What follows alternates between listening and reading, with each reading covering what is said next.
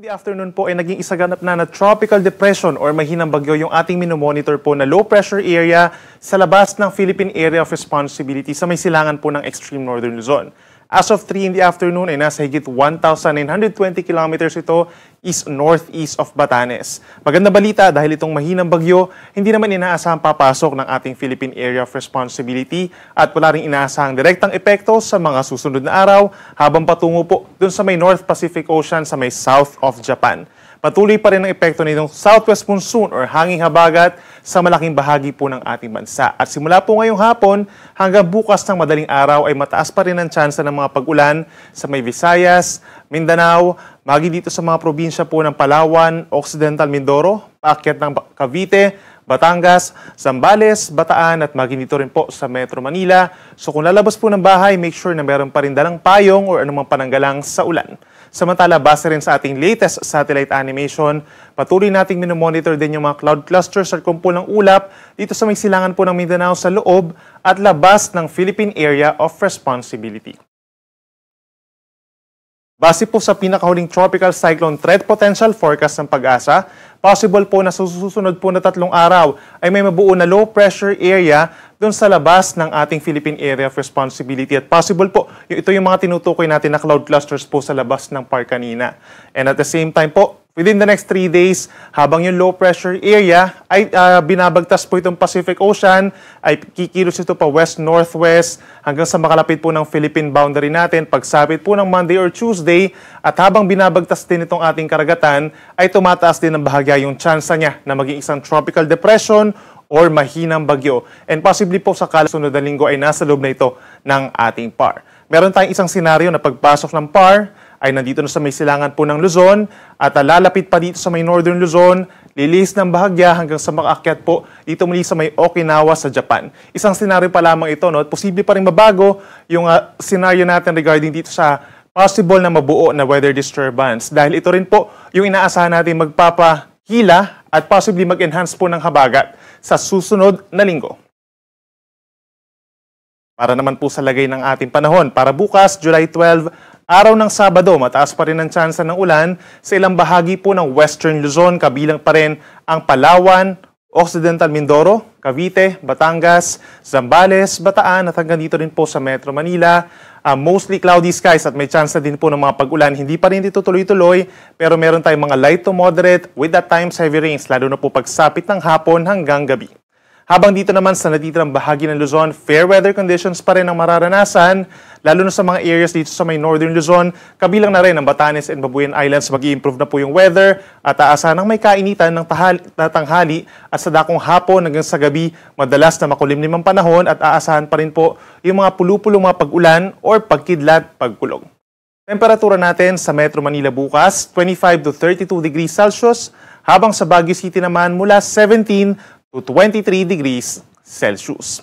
At sa ating mga kababayan po sa Palawan, Visayas and Mindanao bukas, magbaon pa rin po ng payong at anumang pananggalang sa ulan, aasahan pa rin po ang epekto ng southwest monsoon or hanging habagat, kaya't magiging maulap for most of the day at aasahan din po yung mga kalat-kalat na mga pag-ulan, mga light to moderate rains. Sa hapon hanggang gabi nagkakaroon na tayo ng malalakas sa ulan dahil po yan sa mga thunderstorms. So mag-ingat na rin po sa mga posibleng pagbaha sa mga low-lying areas at pagguho ng lupa sa mga bulubundukin na lugar dahil ilang araw na po na umuulan lalo na sa may areas ng Western Visayas, Negros Island, sa Palawan, and Zamboanga Peninsula. Temperatura natin dito sa may Puerto Princesa, Metro Cebu at maging sa may Zamboanga City hanggang 31 degrees bukas, habang sa may Davao City naman posible pa rin umakyat sa hanggang 32 degrees Celsius.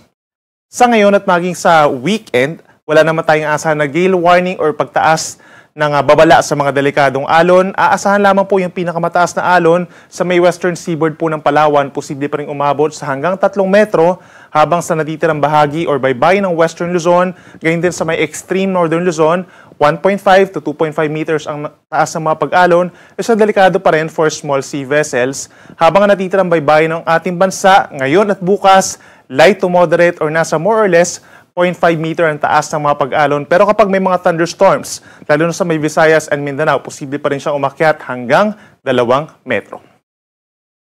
At para naman sa ating outlook, weather outlook sa susunod pa na 3 araw, dahil possible nga na meron tayong mabuong low pressure area sa may silangan po ng ating bansa, magkakaroon ng pagbabago sa ating weather outlook sa malaking bahagi dahil sa epekto ng southwest monsoon at yung possible trough or yung outer part ng low pressure area sa may silangan po ng Visayas and Mindanao. So dito sa Luzon, pagsapit po ng Sunday, malaking bahagi actually magkakaroon ng improved weather condition. No? So yung mga nagbabalak po maglaba, Sunday po yung perfect time para magsampay tayo ng ating mga damit. Aasahan pagsapit na tanghali ang may kainitang temperatura, kabilang na dyan sa Metro Manila, posibleng umakyat sa 33 degrees. Pero pagsapit ng hapon hanggang sa gabi, medyo kumukulimlim at aasahan lamang yung mga pulu-pulo at mga saglit na pag-ulan. Then pagsapit ng Monday and Tuesday, magbabalik muli ang epekto ng habagat in many areas of Luzon, kabilang pa rin dyan ng Zambales, Bataan, Metro Manila, maging sa may Cavite, Batangas, hanggang dito actually sa malaking bahagi ng Mimaropa and Southern Bicol region, merong epekto rin po ng trough or outer part ng low pressure area, so mataas ang tsansa ng ulan early next week dun sa ating mga nabanggit na lugar, magbaon po ng payong. Sa ating mga kababayan po sa Visayas, kapansin-pansin no, Sunday, Monday and Tuesday magpapatuloy ang maulap na kalangitan in many areas of Visayas dahil yan sa epekto ng southwest monsoon kung dito sa may Western Visayas and Negros Island region.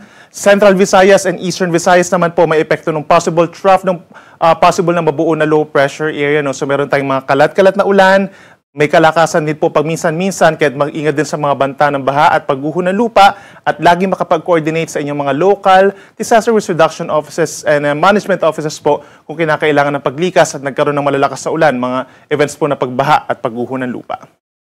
At para sa ating mga kababayan po dito sa Mindanao, pagsapit po ng Sunday, malaking bahagi ng Mindanao pa rin na magkakaroon ng pag-ulan, lalo ng Zamboanga Peninsula, Northern Mindanao, Caraga Region, and Bangsamoro Region dahil pa rin sa southwest monsoon.